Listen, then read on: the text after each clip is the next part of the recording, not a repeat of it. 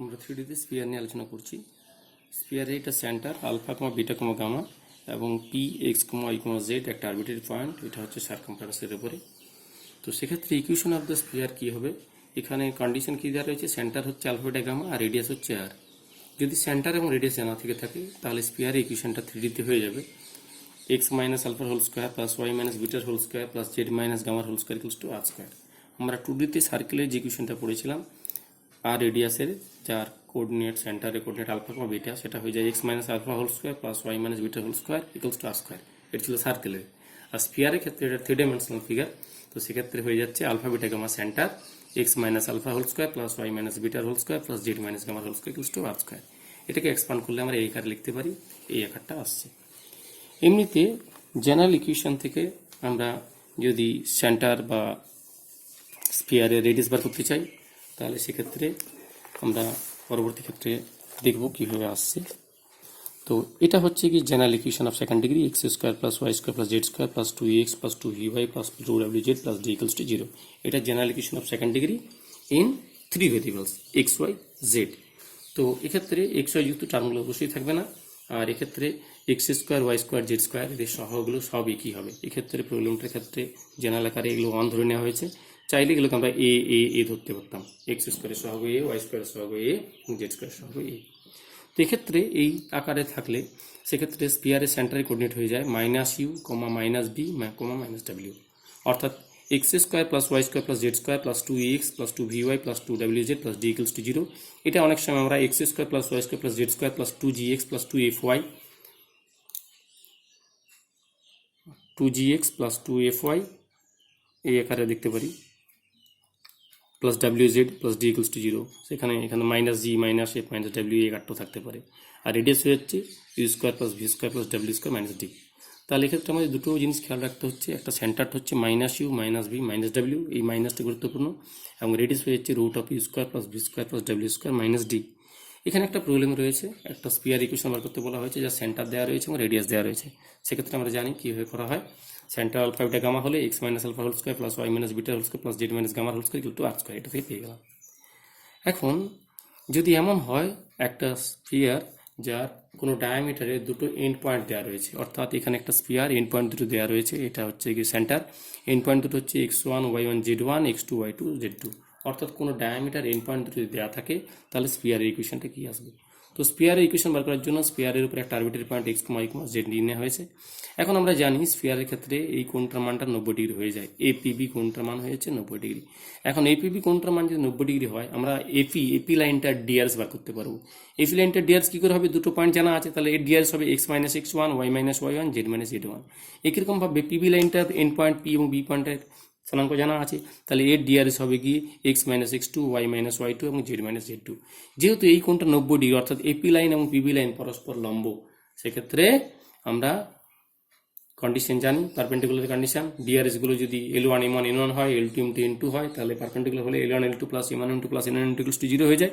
তো সেক্ষেত্রে এখানে ডিআরএস গুলো আমরা বার করেছিলাম এক্স মাইনাস x1 আর এক্স মাইনাস x2 এদের গুণফল plus Y minus y1 into y minus y2 and z minus z1 into z minus z2 equals to 0। অর্থাৎ এখান থেকে আমরা স্পিয়ার ইকুয়েশনটা পেয়ে গেলাম যার দুটো এন্ড পয়েন্ট জানা আছে, এবং কি দুটো এন্ড পয়েন্ট জানা থাকলে আমরা সেন্টারটা সহজে বার করতে পারবো। এই দুটো যোগ করে এন্ড পয়েন্ট দুটো যোগ করে 2 দিয়ে ভাগ করা, অর্থাৎ সেন্টারের কোঅর্ডিনেটটা হয়ে যাবে x1 plus x2 by 2 yn plus yn by 2 z1 plus z2 by 2। এখানে একটা প্রবলেম রয়েছে, যেখানে স্পিয়ারের এন্ড পয়েন্ট দুটো দেওয়া রয়েছে, এন্ড পয়েন্ট দুটো দেওয়া থাকলে আমাদের স্পিয়ার ইকুয়েশন কি হবে।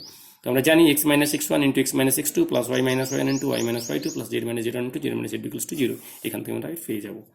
এরপরে মিডিল পয়েন্টটা হচ্ছে গিয়ে সেন্টার, তাছাড়া এখান থেকে আমরা রেডিয়াসটাও পেয়ে যাবো। আমরা স্পিয়ার সংক্রান্ত আর একটা প্রবলেম নিয়ে আলোচনায় আসছি।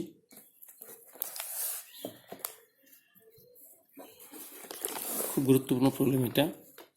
এ plane passes through a fix point, একটা plane fix point P comma Q comma R দিয়ে যাচ্ছে, and cuts the axis ABC. প্লেনটা এবিসি পয়েন্টে কাট করছে, মানে আমাকে প্লেনটাকে ছেদ করে নিতে হবে। So that the locus of the centre of the sphere O ABC is p by x plus q by y plus r by z equals to 2। আমাকে এই যে স্পিয়ারটা হচ্ছে ওবিসি ও এবিসি 3টে পয়েন্ট ছিল, তার সাথে ও পয়েন্ট অরিজিনটা জুড়ে যে স্পিয়ারটা তৈরি হবে সেই স্পিয়ারের সেন্টারের আমাদের কি করতে হবে না লোকাস বার করতে হবে। তো প্রথমত যেহেতু আমাদের প্লেনটা তিনটে কোঅর্ডিনেট এক্সিসকে এবিসি পয়েন্টে কাট করেছে, তাহলে আমরা স্বাভাবিকভাবেই সেই ইতিহাসটা লিখবো, let the equation of the plane be x by a plus y by b plus z by c equals to 1। এটা হয়ে গেল। তাহলে আমরা জানি এই পয়েন্টটা কোঅর্ডিনেট হবে a, 0, 0, বি পয়েন্টটা হবে 0, b, 0 অ্যান্ড সি পয়েন্টে 0, 0, c। এখন অরিজিন এবং এবিসি দিয়ে পাস করে আমরা একটা প্লেনের সমীকরণ এটা হয় x square plus y square plus z square minus x minus b y minus c z equals to 0। এটা আমাদের খেয়াল রাখতে হবে। অরিজিন দিয়ে ও এবিসি এবং এবিসি কোঅর্ডিনেটগুলো যদি a, 0, a 0, 0, 0, b 0, 0, 0, c হয়ে যায়, তাহলে ও এবিসি স্পিয়ারটার ইকুয়েশন এটা হয়ে যায়। তো এটা যদি স্পিয়ারের ইকুয়েশন হয়, আমাকে বার করতে হবে সেন্টারের লোকাস। আমি ধরে নিচ্ছি যে লোকাস বার করতে হবে, সেই সেন্টারটার কোঅর্ডিনেট হচ্ছে আলফা, বিটা, গামা।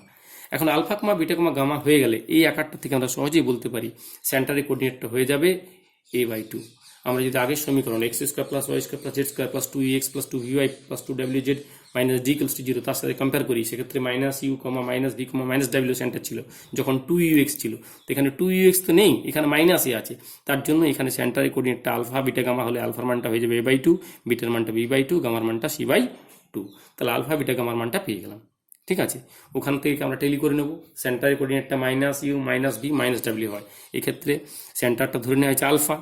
ঠিক আছে, তাহলে আলফার কোঅর্ডিনেটটা হয়ে যাবে আলফা ইকুয়ালস টু a/2। এইভাবে আমরা এটা পেলাম।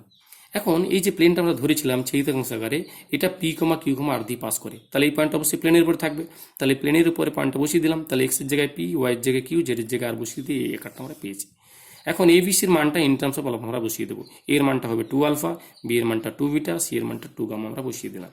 তাহলে 2 আলফা, 2 বিটা, 2 গামা, এক্ষেত্রে 2 টাকা এইদিকে ডান দিকে আমরা পাঠিয়ে দিয়েছি। আমাদের লোকাস বার করতে হতো কার? আলফা, বিটা, গামার। যেহেতু আলফা, বিটা, গামার লোকাস বার করতে হতো, তাই যে লোকাসটা আমরা লিখতে পারি p/x plus q/y plus r/z equals to 2। এটা হয়ে যাবে স্ফিয়ারের সেন্টারের লোকাস। এখানে আরেক ধরনের আমরা প্রবলেম পড়ব। কোন একটা স্ফিয়ারকে যদি একটা কোনো প্লেন দিয়ে কেটে দেওয়া হয় তাহলে সার্কেল পাওয়া যায়। কোনো একটা স্ফিয়ার, এটা স্ফিয়ার, এখানে একটা প্লেন দিয়ে যদি কেটে দেওয়া হয় তাহলে একটা সার্কেল পাওয়া যাবে। এখানে সেই সার্কেলের ক্ষেত্রে এই সেন্টারটা হবে গিয়ে এন এবং এই পিটা হচ্ছে গিয়ে স্ফিয়ারের উপরে একটা পয়েন্ট। তো এখানে সিপিটা হবে রেডিয়াস, এটা হবে গিয়ে সিএনটা হবে সেন্টার থেকে, এই যে আমরা একটা প্লেন দিয়ে কেটেছি যে সার্কেলটা তৈরি হয়েছে সেই সার্কেলের সেন্টার, সিএনটা হচ্ছে গিয়ে সেন্টার স্ফিয়ারের সেন্টার থেকে ওই সার্কেলটার লম্ব দূরত্ব, সার্কেলের সেন্টারটা লম্ব দূরত্ব, এবং পিএন, এনসি এবং সিপি এরা যেহেতু ত্রিভুজটা সিএনপি একটা সমকোণী ত্রিভুজ তৈরি করবে, সেক্ষেত্রে আমরা বলতে পারি CP square equals to CN square plus NP square. তো এই ক্ষেত্রে আমাদের একটা প্রবলেম রয়েছে, যে প্রবলেমটা আমরা এর সাহায্য নিয়ে সমাধান করব। Find the coordinate of the centre of the radius of the circle. এটা স্পিয়ারের সাপেক্ষে, অর্থাৎ একটা স্পিয়ার দেওয়া রয়েছে, সেই স্পিয়ারটাকে একটা প্লেন দিয়ে কেটে দেওয়া হয়েছে, তাহলে আমাদের একটা সার্কেল তৈরি হবে। সেই সার্কেলের আমাদের রেডিয়াস বার করতে হবে। তো প্রাথমিকভাবে এই যে স্পিয়ারটা, এই স্পিয়ার ইকুয়েশন থেকে আমরা minus u, minus v, minus ডাব্লিউ থেকে সেন্টার পেয়ে যাব এবং রেডিয়াস এখান থেকে সরাসরি পেয়ে যাব। রেডিয়াস পাওয়ার জন্য root of u square plus v square plus ডাব্লিউ স্কোয়ার মাইনাস ডি থেকে আমরা রেডিয়াস পেয়ে গেলাম। সেন্টার রেডিয়াস আমাদের জানা। এখন এটা হচ্ছে গিয়ে প্লেনটা, এই প্লেনটার দূরত্ব বার করে নিচ্ছি আমাদের এই স্পিয়ারের সেন্টার থেকে। দূরত্বের ফর্মুলা বসিয়ে দেবো এটাতে। পয়েন্ট হচ্ছে 1, -3, -2, তাহলে 1 বসলো, -2 ইন্টু ওয়াই জায়গায় -3, -2 ইন্টু জেডের জায়গায় -2 by root of x square plus y square plus জেডের স্কোয়ার। তাহলে এটা হয়ে গেল স্ফিয়ারের সেন্টার থেকে এই যে প্লেনটা তার লম্ব দূরত্ব। আর রেডিয়াস আমাদের জানা, তো আমরা আগে যে আলোচনাটা করলাম, এখন আমাদের দরকার কি? আমাদের দরকার হচ্ছে গিয়ে যে সার্কেলটা হবে সেই সার্কেলটা রেডিয়াস।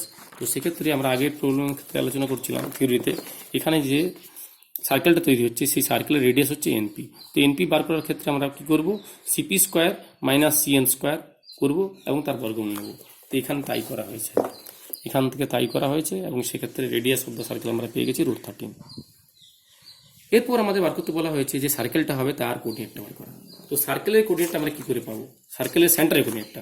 তো সার্কেলের সেন্টারের কোঅর্ডিনেটটা বার করার জন্য আমরা আবার দেখে নিচ্ছি, এই যে সিএল লাইনটা হচ্ছে গিয়ে এইখানে যে তলটা আছে, প্লেনটা আছে, সেই প্লেনের সাথে একটা লম্ব সরলরেখা। সিএনটা হচ্ছে একটা লম্ব সরলরেখা, যেটা হচ্ছে এইখানে যে তলটা দিয়ে কাটা হচ্ছে স্পিয়ারকে, যার জন্য আমি একটা সার্কেল পাচ্ছি।